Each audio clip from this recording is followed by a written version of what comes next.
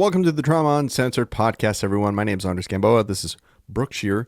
And if you are listening to this for the first time, definitely go check out episode number 1 to get the context of it. But the quick gist is this. Exactly as of this recording 9 years ago today, Logan, Brooke's son, was killed in a car crash that devastated her and her entire family. Again, full details on that later on. Today, it marks 9 years of when Logan passed, as well as the fact that he was 9 years old when he passed. So it's a really interesting conundrum to the recording of this episode. We're recording this after we already recorded. You're in for a treat. There's a lot of ups and downs, some tangents. It's okay. We stick to landing, I promise. And of course, stick around for some tea at the end of the episode. Anything else you want to add, Brooke? Some tea? Yeah. I mean, it's a little bit of tea. I'm drinking coffee, though. Mm-hmm. Actually, this is technically matcha, so this is tea. Oh. Okay. Enjoy, everybody. Have fun. Trauma Uncensored. Trauma Uncensored. Trauma Uncensored. Sorry, I had to send a text. It was important. That's what they all say. It actually wasn't, but my OCD wouldn't The good news is allow you me weren't to driving. leave it. That's what happens when we start texting people. The good news is you weren't driving. I wasn't driving. No. But I don't know if people are actually I don't know if people are doing a lot of texting anymore, honestly. You While think they so? drive, do you think so? I mean, I don't know. I I don't wish use I my knew phone. how people spent. That'd be good research. How do I you feel spend your bad. time on your phone? I feel bad when I'm like at a stoplight just typing in my GPS. Mm-hmm. You've like taught me to just put my phone in the trunk. Almost. Can you not speak? Ask the car. Ask Siri. I think and this is actually one of my stand-up bits. Yeah, you and do have an iPhone, right? This might be a good cold open right now, but I do have. This is one of my bits. When I do stand-up, is I think that Siri is racist. Why is that? Because before, I used to be like, and I'm not even gonna say it because Siri's gonna, if I say HEY, see, I censor myself right now. What the? Yeah. Anyway, so when I say that, when I would dictate to my phone, word for word, not missing a beat, nailed it every time. The minute that bitch got facial recognition, all of a sudden, she didn't understand me. She didn't quite get that. Can you repeat it? Or she would do the whole entire wrong thing. Didn't happen before facial recognition. I think it's more racial recognition. You think so? I think so. I mean, that's a very See, interesting way. That's the punchline. Yeah, that's the punchline. Nice job.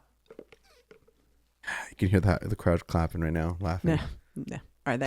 Applause break right now. I can hear it. Well, I mean, it's a whole bit. I have more to it, but I just give you the TLDR, right? I never get that right. I always have to look up what that proper means abbreviation. too long, did not read. I know, but I never. I always have to look it up. For those boomers out there listening. Yeah, that's Wow, the thing. I am not a boomer, and I know nothing about what's going on. Anything past Gen X, I'm just dumb. Especially having a teenager. So this right here. Oh, let me put my do not disturb back on all right. This right here is maybe so far my favorite cold open. Oh yeah, even though we already had one planned. Yeah, I mean we had a whole thing planned, but I know that's what they say about plans. Welcome everyone to Trauma Uncensored.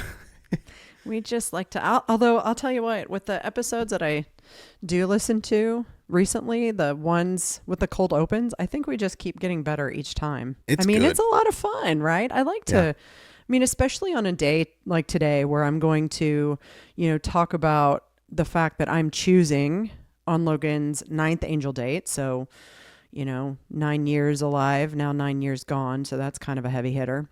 Whoa. I know that I'm going to choose. I just realized it on the air. I'm going to choose both, mourning and celebration. I'm going to choose because both can exist at the same time. And I mean, when I say mourning, it's a very light mourning. To be honest with you, it's not so heavy. the other things on in my life, honestly, are what are much heavier than another day. And Mallory got up and she was definitely, I could tell it was weighing heavy on her. I took it easy on her with dishes and stuff this morning because I knew what was going on. And I told her that, I'd be around today if she needed me. But I don't know. I find myself, I've been telling everybody that I can mourn and celebrate at the same time.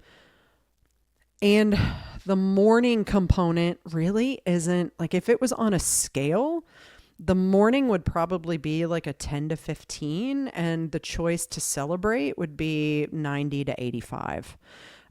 Which, I mean, I got up this morning and got the girls off to school and went and ran a couple of errands, and now I'm doing this, and I may take a nap later because I've been awake since 3:30. That is the stress of the day for sure. I don't know though. I mean, I just got into a huge farmer's market in Nashville. They reached out to me last week on a really shitty day. I was having and this is the power of recognizing and listening to these things as they happen. But I had a really awful day last Tuesday. Really awful. Oh yeah, it was really bad. And by the afternoon, I felt like I was just kind of staring at a wall. And I was sitting outside waiting for Mila to get off the bus, and the market manager for 12 South, which is an area in Nashville, very up and coming, very trendy area, very artsy crafty, right up my alley really with the artsy and crafty. But she reached out and she asked if I would be a vendor, and I was floored, and that brought a smile to my face because I'm recognizing that even in a shitty day, right? Even in a shitty day, good things can happen. And someone once said to me, it takes all day to have a shitty day. And it takes all day to have a good day. Yeah. And you got to pick. Yep. And I said, that actually changed my life, thinking about it like that. Because I mean, some people, and I know some of the context of what you're talking about as far as your Tuesday, but like, that's a shitty day for sure. But also, that's a great day. It was because so I have over the years, and I know I've talked about this in the past, I started to find, and very slowly, it came on very slowly, but I started to find these avenues of lifelines. Really, they became my lifelines of things that I could do that would help me through the grief and bring joy. And so, a dear friend of mine named Emily back in Indy, when Jordan was at residential trauma in 2022, had given me a pothos plant. And I'm telling you, before then, everything I touched, I would kill. Every single plant. I couldn't garden outside. I couldn't garden inside. I couldn't have plants. They would all die. So I have this plant, and my mom at some point, I think it's when we moved to Tennessee, and she had taken clippings off of my plant because she was holding on to it until we got moved and settled. And she had taken clippings off of it for herself. And I was like, what? I don't understand. I don't understand this language. What are you talking about? And she did that in order to get it to root so she can make her own plant. And I was like, oh, interesting. So in the summer of 2023, I just it was just kind of like a fart in the wind. And I was like, I'm going to do this. I'm going to see what happens. And I just took a clipping. I had no idea what I was doing. I put it in a ball jar, put some water in it, and lo and behold, the roots came. And the idea of growing something like that on my own was just fascinating. And then I went through that hell of the OCD, treatment and all of that and the suicidality. But what I kept doing was working with plants, and I started to buy a plant here and a plant there. And I started just experimenting with them. And now I grow them from seed, and I, had a huge garden this summer. And your death thumb turned into a green thumb. It did. You should see my office right now. It is full of plants getting ready for the market. But, I noticed at one point that, Dash came to us whenever, it was about 6 months after Logan passed. And I always say who rescued who. Who rescued who? I mean, he has been a life. In fact, he's laying next to me right now. He will not let me record a podcast unless he is right next to me. People don't know that that's how it actually works. It's actually 3 hosts. Dash is here too. Well, Hermione's around in here somewhere. She's the same way. We call her Floof. She's a golden retriever, so we call her or Fluffy Flurkin, we have all sorts of different names. But she came at a rough time during COVID too. But with Dash, he's just the most empathic dog. And it was about a year ago, I had been buying dog treats and I'm a very holistic type of person. I eat healthy for the most part. Thanks, Danielle. Thanks, Danielle. Sometimes it's a boring life, but I mean, we're not sponsored by Danielle. No, but we very well could be, Danielle. She's going to fire me. Don't do that. Don't let her. She's my saving grace. Don't make her get rid of me. She's going to be like, what the fuck, dude? Yeah, I know. What are you doing calling me real. out? But anyway, so she can't fire me. That's right. She can't fire you. She can fire me, and then That's right, Danielle. Up Schitt's Creek. But I was buying dog treats. I know this is, just kind of rambling on, but I promise there's a point. There's a point. I was buying dog treats from this place that we had found in Indy that I loved. And because they were a bakery, I thought that, I didn't even think that there could be a whole bunch of crap in them. So I ordered $300 worth of their treats last summer because they're in Indy. I had to pay for shipping. So I'm like, I might as well just stock up for a while. About 1 box into it, I happened to look at the ingredients and I was like, I would not feed this to my children. Why am I giving this to my dogs? So I'm like, you know what? Fuck it. I'm like, they're not eating that shit. I'm going to start making it. And so now I make whole food. They're gluten-free, they're dairy-free. Humans can eat them. They're so clean. I've noticed though, so I make mini donuts, right? I make mini donuts and the people who I give them to actually eat them before they give them to their dogs. They buy them for their dogs, but they eat them themselves. But, I have a whole bunch of bakery goods that you can share with your companion because they love me. Yes. Bless you. Bless you. Where's my coffee? Brooke says, bless you. Where's her coffee? Mm-hmm. We're right. On the air. I know. You've made an bless you, Brie. She said, oh no. I love you. Love you too, Brie. But so that's what they eat, right? I find it more comforting because my dogs are literally my saving graces, right? And I want what's best for them. So I started, making the mini donuts, and the mini donuts were born, from Logan loving mini donuts and, him loving donuts and all of these things. And then recently I started crocheting, which is a lifeline I never knew I needed. Yes. It is like especially like in the past 2-3 weeks now, since all this other shit's been going on, I have my hands in the crochet all the time. The girls go to bed and I watch TV and I'm crocheting because it's like someone told me it's like this, the left brain, right brain processing type of ordeal. And like music. Music does that too, where you need to use both sides. So hold on a sec. What's the best show to watch while you're crocheting? Oh my gosh, let's see. Well, I finished Doc and now I'm watching oh my gosh, the new one on HBO with Mark Ruffalo. Oh, Twist or no? Yeah, something like that. Yeah. Okay. Yeah, I got through 2 episodes of that last night. Well, listen. It was a lighthearted question before we get into the dark. I have a very long list of shows that I need to catch up on that I really wasn't able to up until now.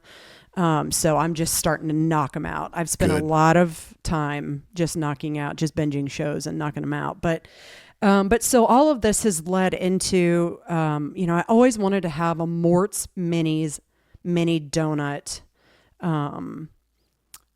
business because, he loved donuts. But then, I think I mentioned this in an earlier podcast, but the neighborhood we lived in before he died, there was a mini donut stream that opened up, and we would walk to get those mini donuts. He loved the Fruity Pebble ones. He loved the Oreo ones. So I always wanted to open our own mini donut business and call it Mort's Minis. That was always the plan. And then when I started thinking about this bakery for the dogs, I started to, I was starting out with all these different recipes, but something just kept saying, try the donuts, try making the donuts. And so I did, and they are extremely popular. And I don't have enough hands and time in the world. And then, now I've got this market. So anybody who's in Nashville, or even if you're not in Nashville and you want to come check it out. I was going to ask, could you ship them? So I have not tried that yet because of the logistics and the cost of the shipping. But if there's fans of the show that wanted to support you financially. Yeah, absolutely. Because we've never asked for this on the air. So I'm asking, I'm also asking for myself because I know I'm in Portland. I know. I want some donuts. Do you want to figure out how the shipping can work for me in a costly manner? Yeah, I don't know. Is it like a frozen? I don't know. So actually my preferred way of eating the donuts is to make them. Of course, they're good when they're like right out of when they're hot and fresh immediately. But honestly, my favorite thing to do with them is to put them into the freezer. And because the dogs, right, I make a ton of them. And then, I have what I call floofers goofers for Hermione. Hermione's floofer, right? But the floofers goofers, because not all of them turn out perfectly.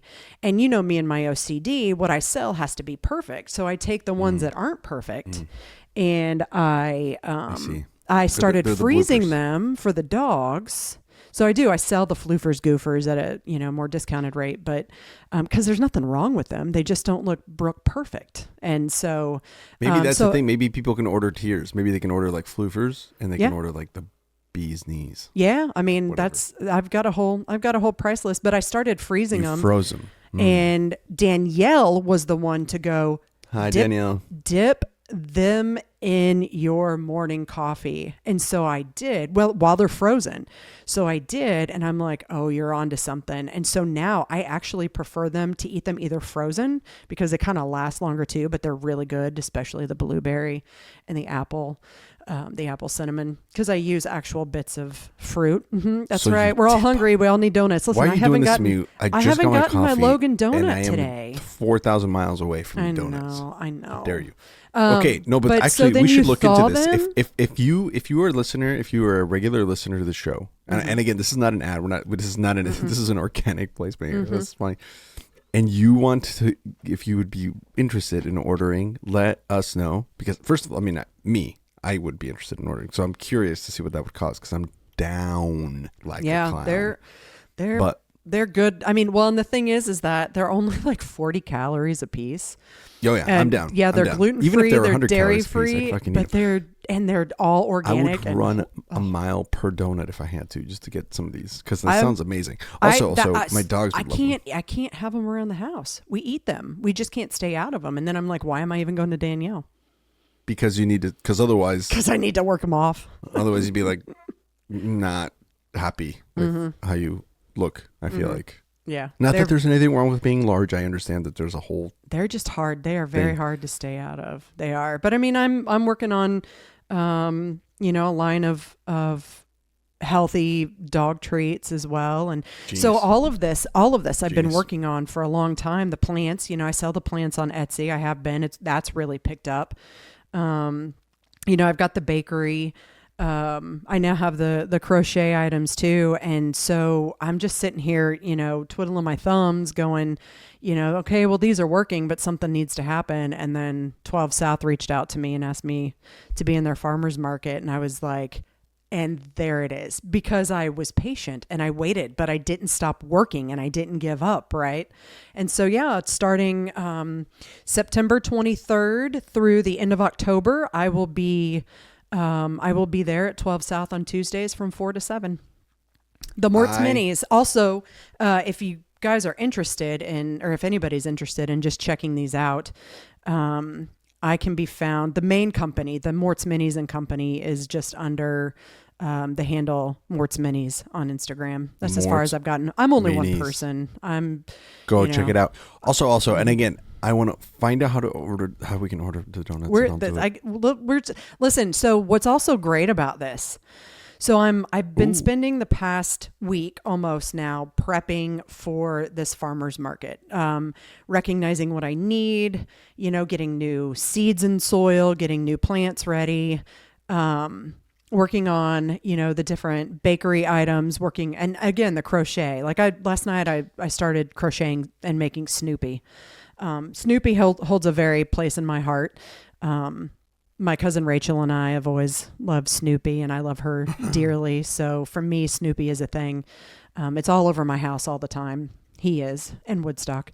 But what's great about Snoopy. this is, so I've started to compile those items, right, for the market, all while thinking about the care packages and the subscription boxes that we plan to do for the show too, for Trauma Uncensored. So, those who are listening and who are interested, definitely check out the Mort's Minis pages. So I've got Mort's Minis Plantery, I've got Mort's Minis Bakery, and I'm actually going to fold those two Instagram pages into Mort's Minis. But you can get an idea of what there's going to be. I actually sent my friend Amy a plant and a crocheted heart a few weeks ago. And I was so, I give away plants a lot. There's a gal named Marie who works at Condados that actually was the one who introduced me to my tattoo artist. And I went back a few weeks ago. Brooke is and connected. I listen, I'm out there. I just talk to people, right? I just talk to people. And so, I think that's why your podcast is having an impact. Hopefully people haven't checked out of this episode already as I'm talking about all my fun projects. Yeah, but I don't think we've got a chance to do this anyway yet. No, so we haven't. No, we free. haven't. It's And your it's show a anyway. very Who cares? important part of my life. It actually brings purpose and fulfills. And it all ties into things. the main topic of today. So this is intentional because. Yep. So for people listening, we're like, where's she going with this? But let me get back to Marie, because this brought. It's going somewhere. This brings. Giving people plants. So Amy, got the plant and the heart, and I know her feedback, her thanks from that, it filled my heart with joy, right? I wasn't doing it for some other reason, just for I'm thinking of you and thank you. And so Marie, I go to Condados a few weeks ago, and I bring up, thanking her for giving me the recommendation to Nicole, my tattoo artist. And I showed her all the work that I'd done since she'd seen me. And, so after that, I made sure the next time I went back, she was working, and I brought her a bag of plants, and just the joy on her face. Right. And, I think that's why I think that's part of my work and part of my healing is bringing that purpose and that joy to other people. Because I know Marie's been through some shit. She's emailed us because, I'd like for her to be a guest, and she emailed and introduced ourselves, and I planned for her to be a guest. But just that simple act of recognizing people and bringing them joy has helped heal me in a way that I can't even begin to describe. And not only has it healed me, but look at what it's doing now, right? I'm going into one of the most popular farmers markets in Nashville, right? I was floored when she reached out to me. I could not believe it. And that's going to open the door for a lot of bigger things, for me to participate in locally as well. And it's helping me, build ideas on how to create comfort boxes that our listeners can purchase either for themselves, because the tagline for Mort's Minis is mini comforts, M-I-N-I. However, I like the play on words of, M-A-N-Y. So there are many, but they're many. So mini comforts, mighty joy. And my goal is to create, for all, not just for all people, but people who are walking through seasons of their life that feel lost or just feel like they need something to just bring a spark of joy and happiness into a dark time. That's my goal. My goal is to create these items and send these care packages that they can buy for themselves or that people can buy to give to someone, and that just, it's like paying it forward. It's sharing. because people have done great things for me, and there have been a lot of great things that have happened to me, and these things bring me joy. And I'm just going to continue to add items, more and more items, because I'm not busy enough, the way it is. But I'm really excited about where this is going, and I think it's opened up because I'm listening to the universe.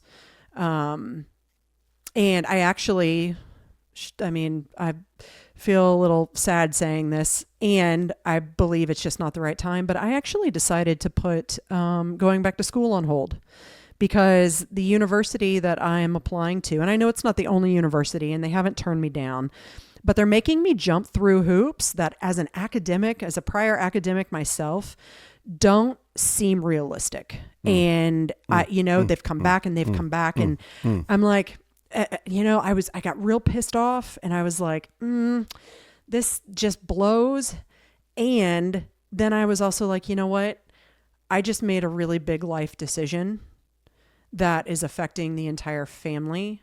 And maybe now is not the right time for me to throw myself into going back to school, and then along the line, the farmer's market dropped in my lap, and I was like, I'm listening. Boom. I'm listening. This is what I'm talking about. See, green lights versus yellow. I mean, there's green Red lights, lights. yellow lights, and red lights, right? Yep. And it's sometimes people push so hard on red lights. It's like, bro. I know. Well, there's but even that's a sign that because says don't turn right there. they don't. It's because they don't know any differently. They don't know any differently. They aren't conditioned Correct. to just let go of control and let happen what's supposed to happen. It's really, really hard not to push back on those things. Yeah, but those are what yellow lights are for. It's more people are colorblind is the problem when it comes to those kinds of things, right? Because there's green lights all over. It's kind of like, what this is kind of like, and this is gonna simplify it way too much.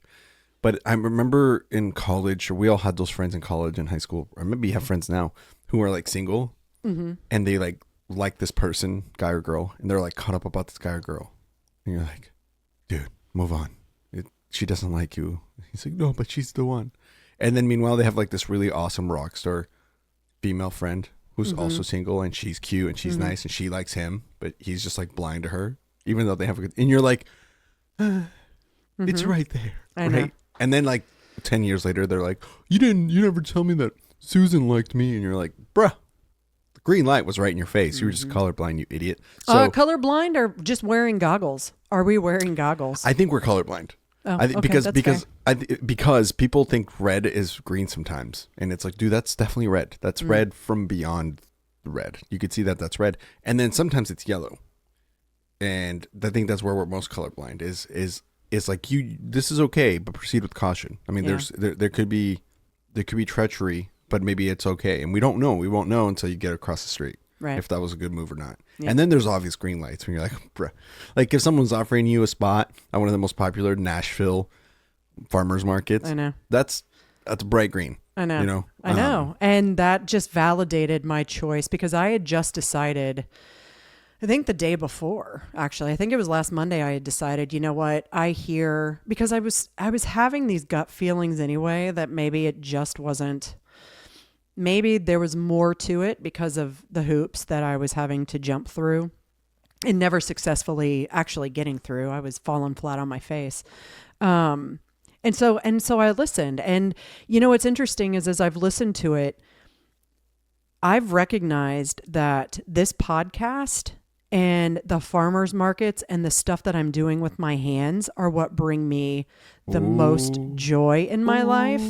And I was really pushing back on wanting to go to school. I was really pushing back on it because of the time it was going to take. Red light. And yeah, it was. I mean, or it was. Maybe but yellow light that was turning red. I think it was a yellow light turning red. Well, I think it was a yellow light that turned red, and I had to see the color. Now, that doesn't mean that I won't maybe pursue it later, maybe with the same university. Maybe I'll try another university. I don't know, but now is not the right time. Now is just simply not the right time. And I honestly could not. I started that before I made that life decision a few weeks ago, and I don't think I could add going back to school on my plate while all of this is going on. Fair enough.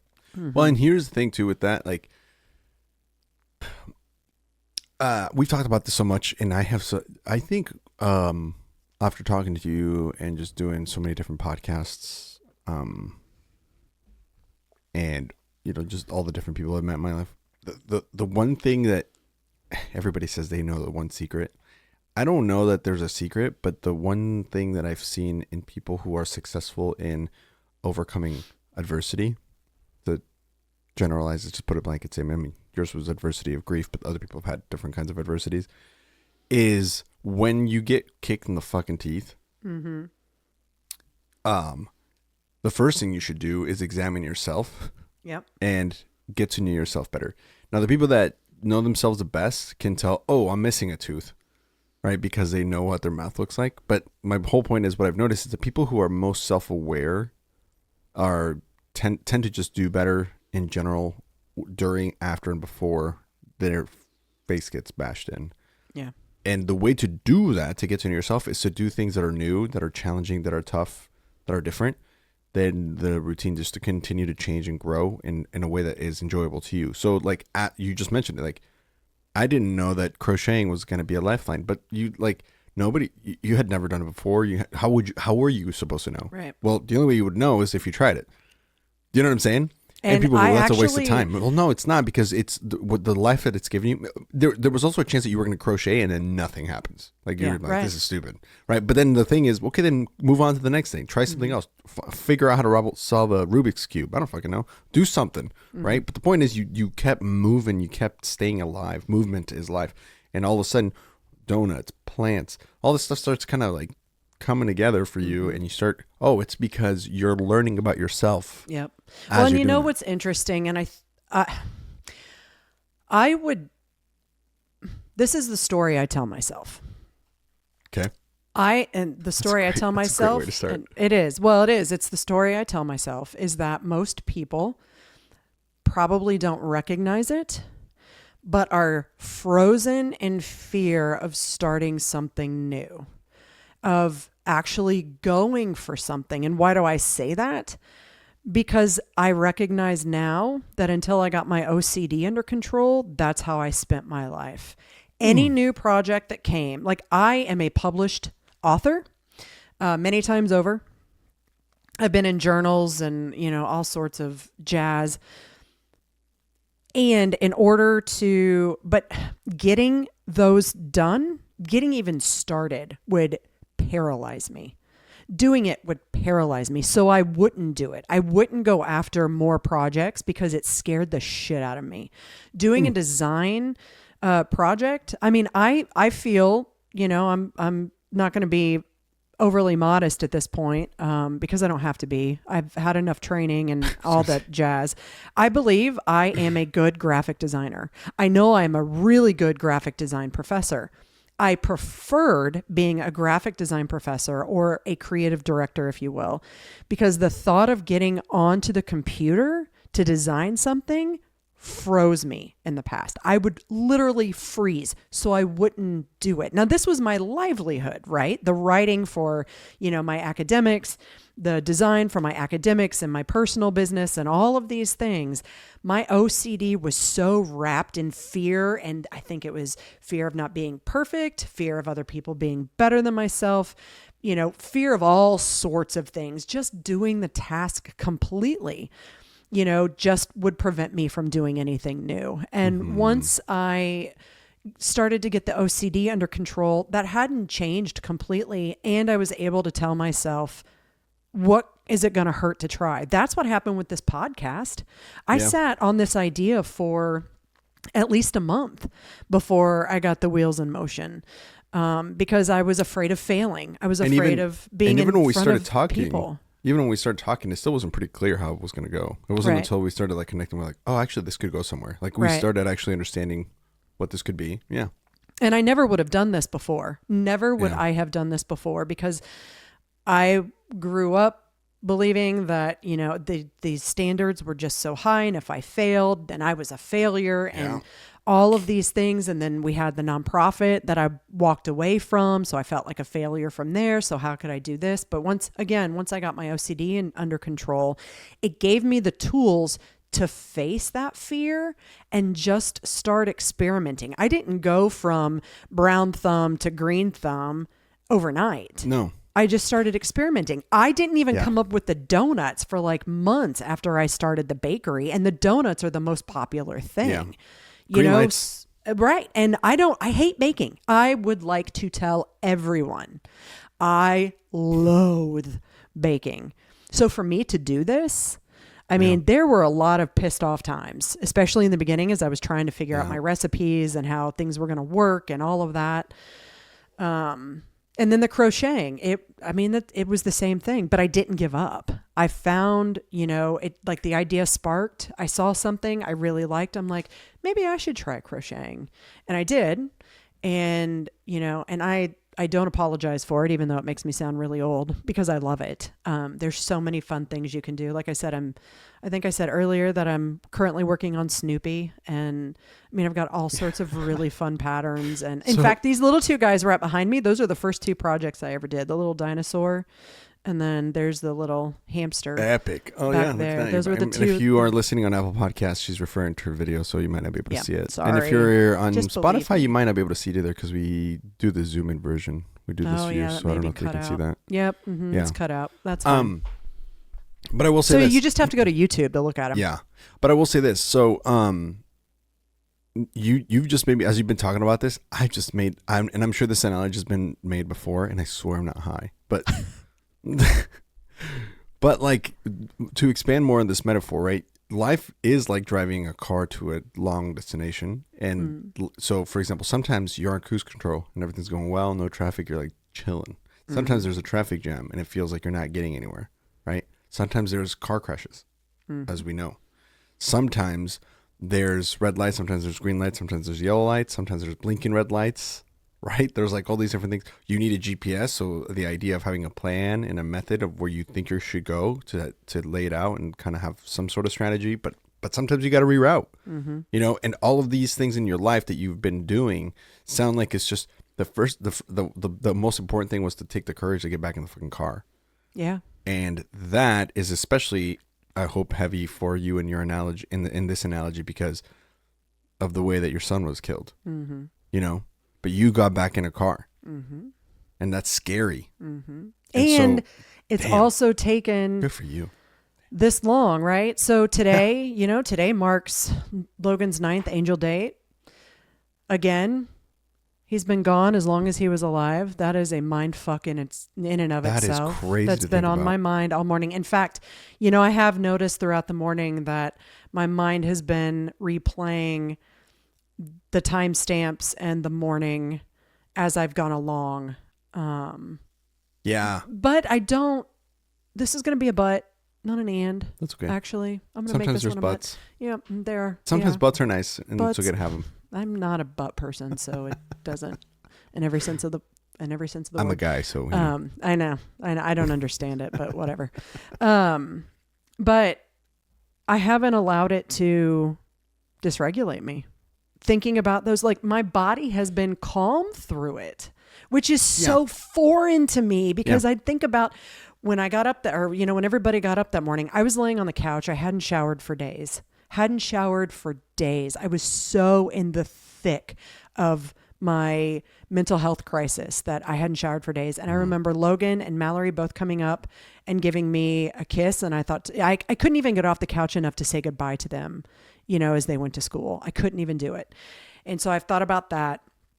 And I've thought about how I was packing for the residential trauma place, and I kept sobbing and I couldn't eat. And, I kept calling the counselor that I had been talking to there and just trying to get reassurance, and because I felt like I needed somebody to talk to. So here we are recording around 8 or at 11, which would have been noon Eastern time, on that day. And by that point, I was actually, I think what I was doing, because I went through the whole, I'd go from packing to calling them and crying to trying just to eat a little bit of potato chips.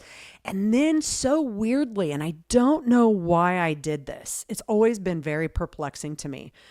We had taken Logan that March to New York City, right? Hence the reason we went for his 18th birthday. And that was the last major trip that we went on with Logan. And we had been on on the south end at the park, and there was a vendor who was drawing those animal names, right? Like they had, each letter is in It's like an animal. Is Yeah, like yeah. an animal. Yeah. And we had gotten one for Logan and for Mallory. And so we're looking 6 months later. I still hadn't hung those. I still hadn't put them up in their room. I still hadn't hung them. They were just sitting around. And for some reason, I picked them up and I hung them above their doors in that moment. I mean, I'm sitting here freaking the fuck out about going to this residential trauma place. I can't keep suicide off my mind. I'm in this horrible dark hole. And yet I got the gumption to pull those out and hang them up, almost as if my intuition knew something was going to happen. I don't know. But in any case, that's just me saying the day itself is playing in my mind, the step by step. Yeah. It And is. you go, It's at this playing. time, this is when we were in the highway. Yeah. Yep. Those days like that tends to happen. I do that too. And I don't think that's abnormal. I think probably much anybody who's been through some grief has gone through something like that. Like I always think about on July 13th when I moved to the United States, I replay that day every time, even when I'm not, even not on the day, but on the day of, I'm like, oh my God, this is when we're in the airplane. Like, this is when we landed. This is when whatever. And those days are tough those anniversary dates are tough to navigate that way. But yeah. And that's the power of trauma. Trauma is what plays those over and over in your head. That's never going to go away. I'm grateful that I have done the work and listened enough and let go enough to understand the tools that have gradually helped my body to regulate through all of it. Because I mean, honestly, I don't feel like I want to crawl into a hole and die today. I don't. Our butterflies are ready to go. So the girls and I are going to, when they get home from school, we're going to set off the butterflies, and then the three of us are just going to order pizza. At Mallory's request, we're going to order pizza home. We're not even going to go out for pizza. And we've started our annual Harry Potter marathon that leads up to Halloween. And I think we're just going to, hang out and watch that and quietly eat pizza. And that's going to be our evening, Not an owl. Yeah. Sorry, I was just quoting Hermione. I know. I mean, we're nuts for it. And in fact, we just finished, they've got a Harry Potter baking show, and it's so cool. The girls, oh no, it's actually amazing. It's actually amazing. The things that are created in that, it's amazing. But we watched that as a precursor to starting the series again. And, fun times. It was actually, but they filmed it in Universal Studios in London. And it's so fun for the girls because they keep going, I've been there. I've stood right there. I've seen that. And that's pretty cool. That was fun. That was fun for. So this mourning and celebrating, this is an interesting topic. And that, by the way, that's what, if people didn't catch that when you said it 2 seconds into the intro, that's what we've been talking about today. And so celebrating with pizza and all this, is there a time that you feel like you'll take to yourself? Like, 'cause for example, you've been running, you met Danielle, now we're recording, so you're meeting with me, and then you got the kiddos and anything, like stuff. Do you ever take time, do you go, hold on, I need this just 30 minutes, this hour, no phone, no music? Or, I mean, I know you do that with ketamine when we talked about that. By the way, go check out that episode. I thought that was fascinating. Yes. And just a side note, in my most recent session, I actually didn't turn on any music. I just put in my AirPods and turn on the noise restriction. So all I could hear, I talked myself through that the entire time. And it was insane. A good insane. I'd therapized myself the whole time. I'm not going to go back in and listen to music again.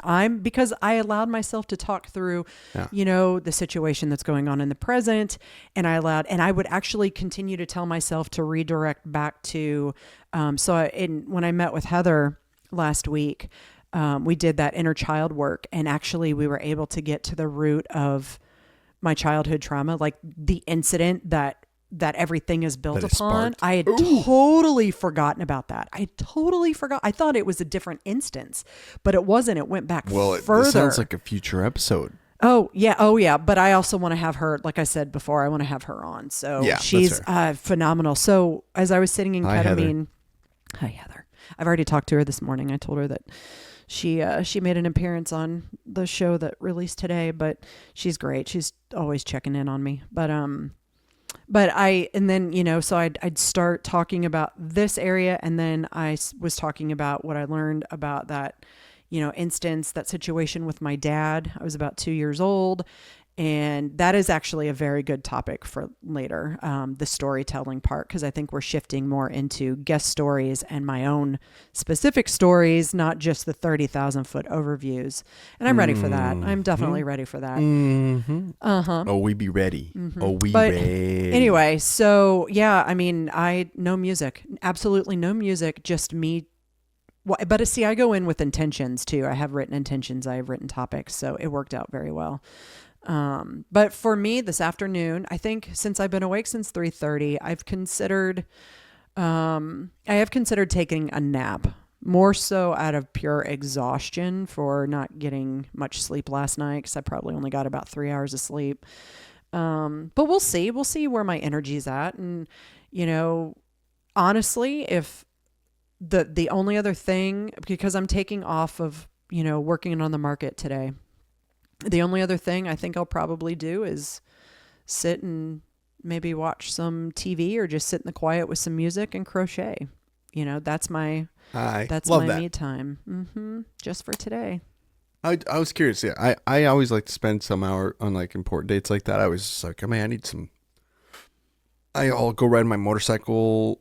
Now that I have one, but before I used to ride my bicycle, and I just kind of little workout, and then let the tears flow a little bit. That's the thing. I honestly don't. I think I'm all cried out after the past few weeks. I honestly do.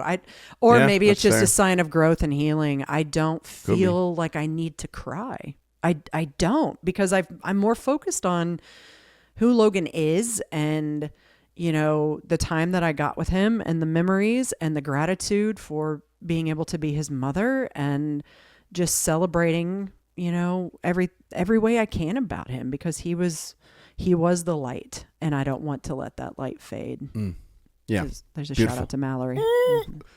Call back. Mm-hmm. I'm going to share something with you because you made me think of this. There's a this song. It's a song. The lyrics from a song in Spanish that you made me think of this. It talks about mourning and celebrating. And so I'm like, oh, actually, that just makes me think of this song. And I told Brie, I'm like, this is right here. This is how I feel. Because I have a strong conviction that I'm going to die before Brie does. We talked about that last time, didn't we? Like if there was a comedian is like, if she gets cancer, I'm going to die so much faster. Like she has no idea. But it's called The Party. And he goes, I drank, I smoked, I fell in love, I messed up, I put my foot in it. I hit myself twice. I meditated. I hugged myself and had coffee. I felt pain of who knows what. I searched the cause on the internet. It says I'm going to die from something, and it's not of laughter. When I go, I don't cry for me. Buy wine, don't buy flowers. With everything sorted out, they haven't told me I deserve a damn nap. And to my friends, don't cry for me. Buy wine, don't bring flowers. If I'm going to die only once, I deserve the party. Yeah. Hell yeah. And I told Brie, I was like, that is exactly how I feel. Like, I swear to God, I will haunt all of you. I will tell whatever creator, whatever energy, vibe, universe thing that we go to after we die, whatever you believe in, insert it here. If you're an atheist, that's fine. I guess I won't do that. But if you believe in anything after, you bet your ass. If you cry, I mean, you can cry. But if y'all are all moping around my goddamn casket and or urn, I will come back and haunt you. I'll just like turn on your faucet like at night. I'll like close windows and shit. I'll do it in a funny way too, but I'd be so mad. There's got to be humor there. Oh, see, dude, that's I told my brother and I, we have a bet. I think I've told you this. We have a bet, right? Did I tell you this? I think so, but go ahead. Whoever loses or wins, depending on how you want to look at it, whoever's not here, whoever remains in this world has to show up to the other's funeral with a Grim Reaper outfit. Kind of like right. Dead Like Me. Oh, have you seen that show? I don't know, but I don't know. Or a cheerleader outfit, Oh, which is funny, I think.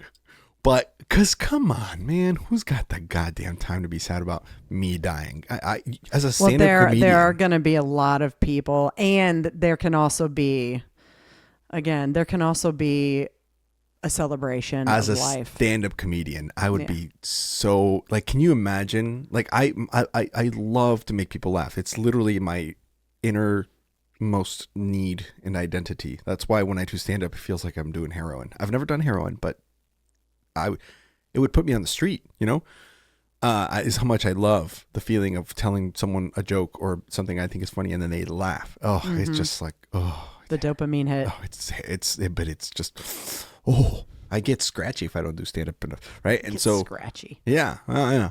And so to know that like the last way people are thinking of me as a group in a community is crying instead of laughter, that hurts mentally.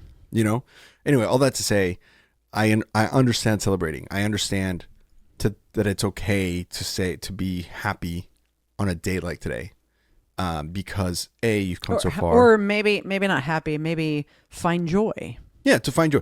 It's okay because you've come so far.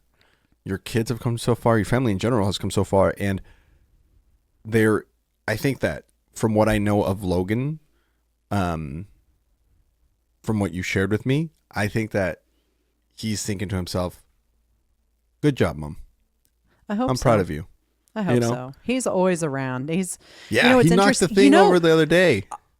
When we were recording the episode last week. I was just going to bring that up. It was so interesting because that piece of art fell off of my window and I didn't know what it was at the time. And after we stopped recording and I found it on the floor, it was like a smack in the forehead of a sign that is relative to the decision I just made a few weeks ago. And it was validating. It was like speaking and validating to me because it couldn't have been anything else. And I just... And out of nowhere, it wasn't like there was a draft or something that came to your room. It just fell. It just fell. And I think he's proud of you. I think he'd be proud. I know he's proud. Yeah. I know that. Well, I have a lot of beliefs, and I won't get into all of them. Not in this one. Maybe later. But I do know that he is helping to guide me, and I have to be the one to listen to it. And there are many days, or there are many instances where I say, "I hear you. I hear you." I do. Even if it's a difficult decision, I do believe that he is dropping those little breadcrumbs, and I have to be able to go, okay, I hear you. And what's gotten caught up in my mind so much is I do or don't make decisions based on feeling like I'm letting him down or that, his death was for nothing. And what I'm learning is that I put on myself because maybe the lesson isn't about sticking with things that are unhealthy just for sake of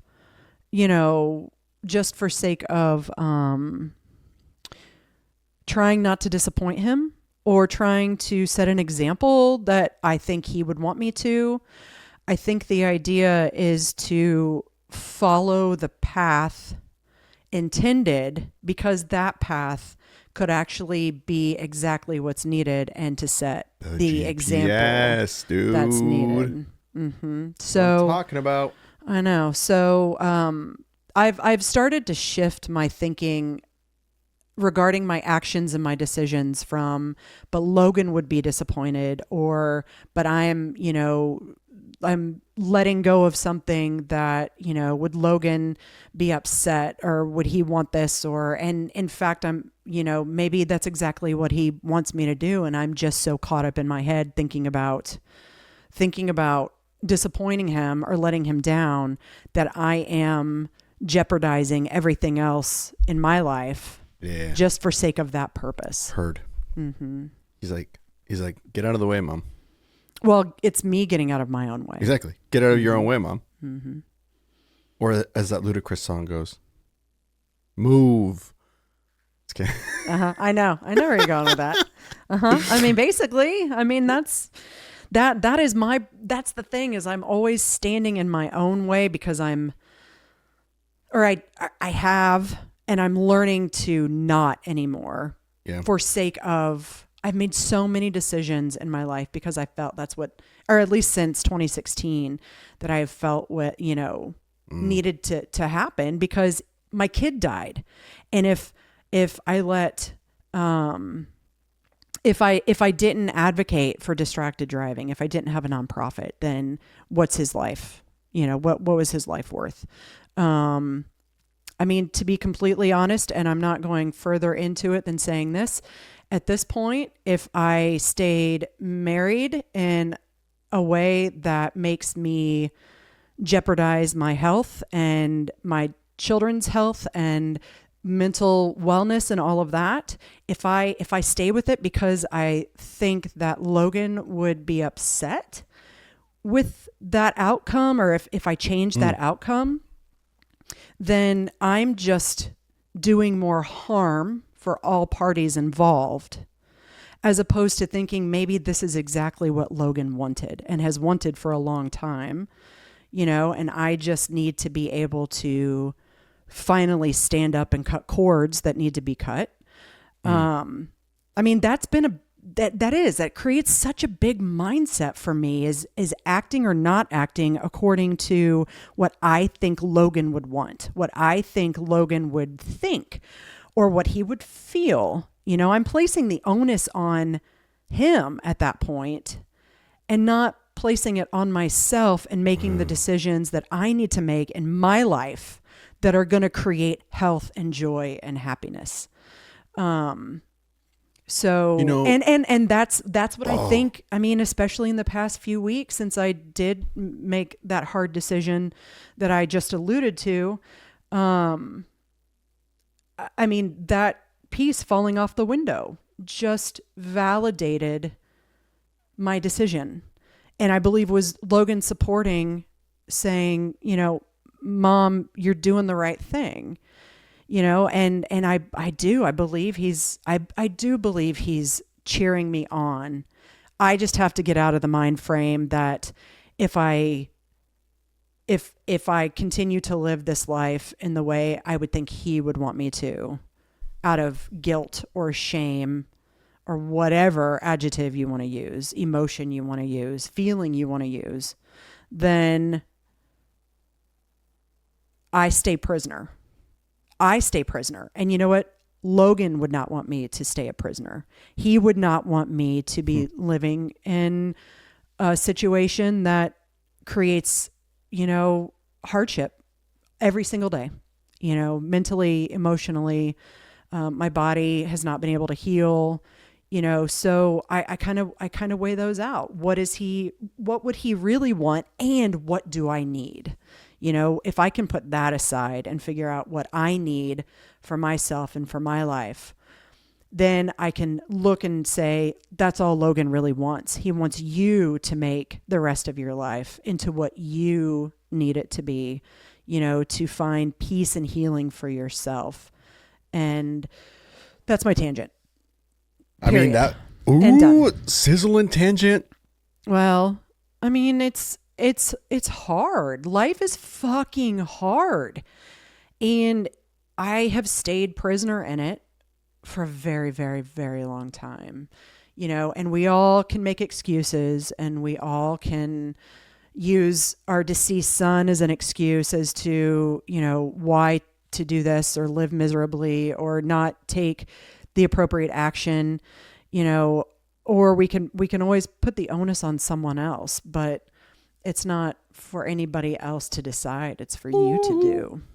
Now that's interesting. Mm-hmm. There's so much more. You bring this all up at the end. I'm sorry. I have so many questions. I have so many thoughts. But here's what I did think about as you were saying all that. I mean, I think that back to this analogy of the road, maybe we should maybe I should write a book about this, or like a little thing about this. Maybe I put it in my own podcast. But do you maybe think of all this stuff where it's like, I feel like maybe the people in your life are just in a caravan with you on this road trip that I was talking about earlier, on this drive that I was talking about with you, and they take the exit. They're no longer on the caravan with you. And that could be physically and or otherwise, like friends in your life that you used to have that you don't really stay in touch. Oh, maybe they're on that other highway now. I'll see you there. Sometimes people let their faith take over the wheel. But more than anything is like, oh man, I have so many questions now. But look, listen. One of the things I was going to mention is like, because keep going. Because at some point too, it makes sense to, like, I get what you're saying as far as like, is this what Logan would have wanted? Is not. And I think about that too with the people in my life that I've lost. Obviously, it's not the same, but there's still people in my life that I'm like, this is how my grandma would be proud of me for doing this or saying this or whatever, you know, or like people that were important to me that I've also lost that were tragically taken from us while we were not able to go see him in Colombia. And so, but then sometimes I'm like, well, who gives a fuck what my grandma would think? Like, what do I think? You know what I'm saying? There's also some of that. So now I'm like, okay, what happens? What if, do you think there will be a day where you're like, well, who cares what Logan thinks? This is what I need. You know what I'm saying? Like, well, well, I wouldn't put it that harshly, but I think I am starting to shift. And what that's I just believe, me being harsh on my own. What I believe I'm starting to understand, and I do believe he's helping guide me, is to stop being a victim. Ooh. Yeah, stop being a victim for sake of what other people want and for others and for other people's needs, and to finally break free of that which has held me back mentally, emotionally, even physically, and live my fucking life for me. So empathy is amazing, but it can also be an anchor. Because like, say more. Well, like, I mean, kind of what you're saying. So it's like at some point,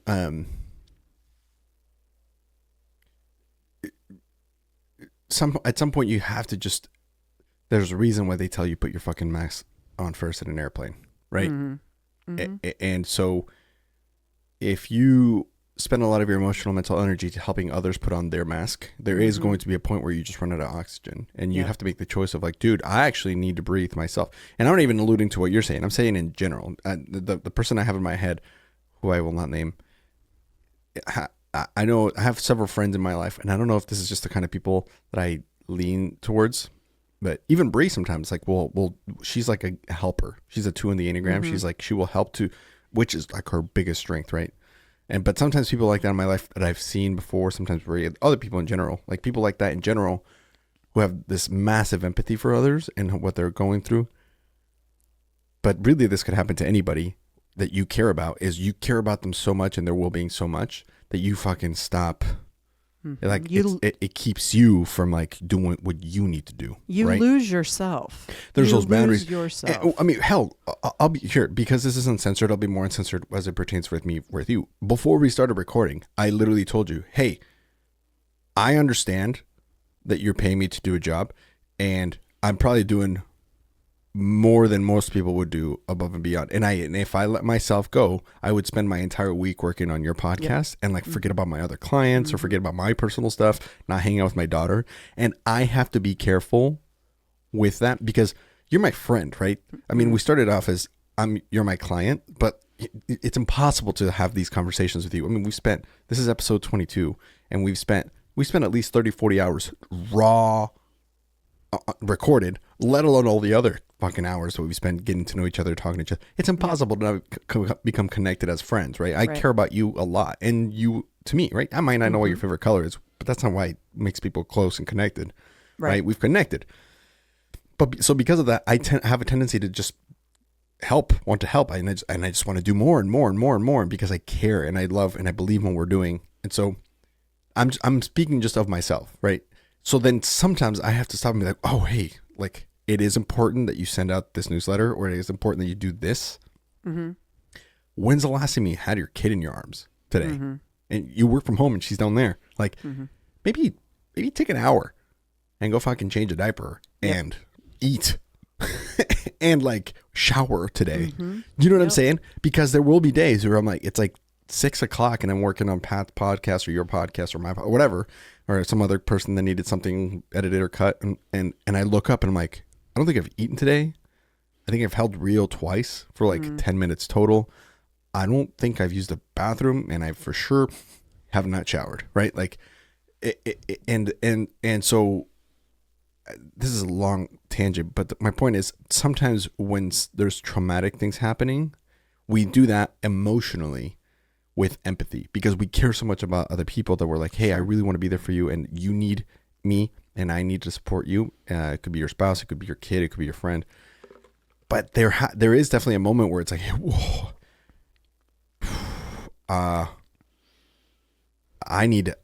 this is actually, we're both getting dragged down here. Like, how do we do this? How do we navigate this without it being a problem for both of us? Because it's called setting boundaries.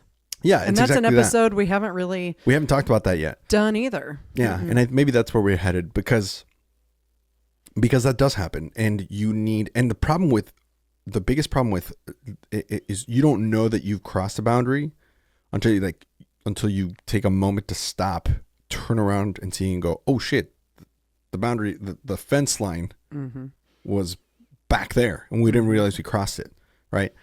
And it's so easy to fall into just this need to help others without helping yourself until your body physically starts telling you, hey, dude, what are you doing? Right? Yep. Or your emotions with like your anxiety and all this stuff all of a sudden start weighing you down, and the things that you used to enjoy, you no longer enjoy, or the thing that you love is it's changed, and somehow it's morphed into the other person or the other thing that you're trying to do, whether it's it's hard. And it's almost like you're walking around just in a shell. You're just like a shell of a human. Yeah, I mean, because energy can't be created and it can't be destroyed. It can only be transferred. And so you're taking some of your energy into something else or someone else, either way. And so at some point you have to stop and feed yourself again, whether that is actually like, hey, stop to eat. You haven't eaten today, like really literally, or you have to figuratively stop and eat, which is like go crochet, go on a run, go sleep. Fucking Jesus, just sleep, man. Sometimes you just need to sleep. Go read a book, go get distracted, go refill somehow. Whatever it is that you do that and come back. And it's scary because it feels like you're letting go of a kid's hand in a Walmart. You're like, oh my God, what if they drown? But it's like, well, what if they drown in a Walmart? I'm jumping between metaphors right now. But my point is like, if at some point it's like, if I keep paddling for both of us, we're both going to drown. I know.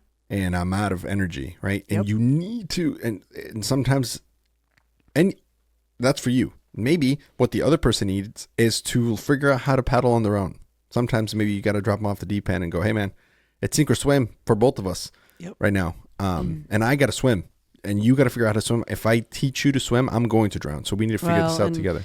Unfortunately, there are a lot of people in the world who want others to swim and paddle for them. Correct. And you know what? And you take someone who has grown up in a codependent relationship like I did with my father, a caretaking codependent relationship that I never knew was even a thing until 3 years ago. Yeah. And I can see where I have allowed myself on very many different levels to try to swim for other people. Yeah. And I, thank you for the therapist session, by the way. I feel like you need to add that to my bill. Right? We're just doing therapy right here on the air. I mean, because here's the thing. So if anything comes out of this lesson, out of this episode as we wrap up here, fucking learn to swim. And remember, it's hard. It is hard though, because sometimes letting go and choosing yourself when it has never been that way, when your life has been a consistent routine is scary and it's hard. But you got to learn to swim. Yep. Because you don't know who you're dragging down, and sometimes you don't know that you're being dragged down. And it's usually both. Honestly, there's probably people I'm dragging down with me because I'm refusing to swim. And there's people that I feel like are dragging me down because they're not choosing to swim. And I'm complaining about one or the other. But the reality of the situation is we all need to learn how to fucking swim. And two, remember that even lifeguards drown. So as you're doing that for someone else, you got to keep your head on a swivel and look up, look back, look around, make sure you're not being fucking drugged down as a lifeguard. Yep. Ooh. Wow. Well, my anxiety wasn't high until right now. Good. Now it is. Go swim. Maybe I'll take that nap. Go swim. I don't want to swim. Aren't pools closed after Labor Day anymore? Metaphorically, Brooke. Yeah, metaphorically. Go. Swim. Just keep swimming. In my like Dory sheets says. with my doggy snoring next to me. That sounds wonderful. That's a good swim. Sometimes that is the swim. It's just. I am not going to have any other opportunity the rest of this week to sleep. Swim in the middle of the day in my bed sheets. There you go. I do like a nap. That sounds Have weird. you I know, right? Swim in my bed All sheets. right. Yeah. Well, I mean, that's you brought up the swimming. Have you ever not been tired, but you've been so overwhelmed too that you're like, you know what, a nap is the only way that I'm gonna, and then you take a nap and then you get back up and you're like motivated and busy. That is being tired. People think being tired is that you're physically tired, but motherfucker, it's tired is a long definition. Can I tell you that 45 years of exhaustion is catching up to me? But, and I will say that in finding myself and choosing myself for the first time in my life, I'm starting to find this relaxed state that I don't know the last time I felt just the peace and the quiet. That's good. And in my head.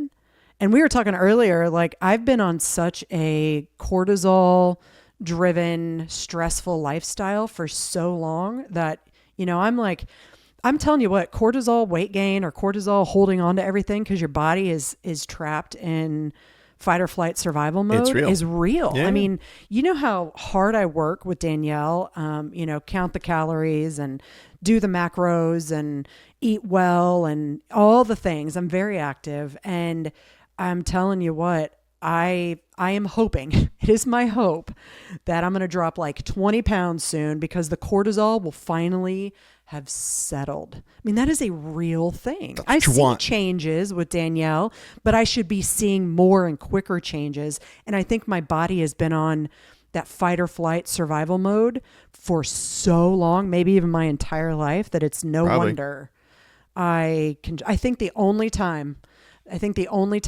that it wasn't, I believe, were between the years of probably 2004-ish to 2007.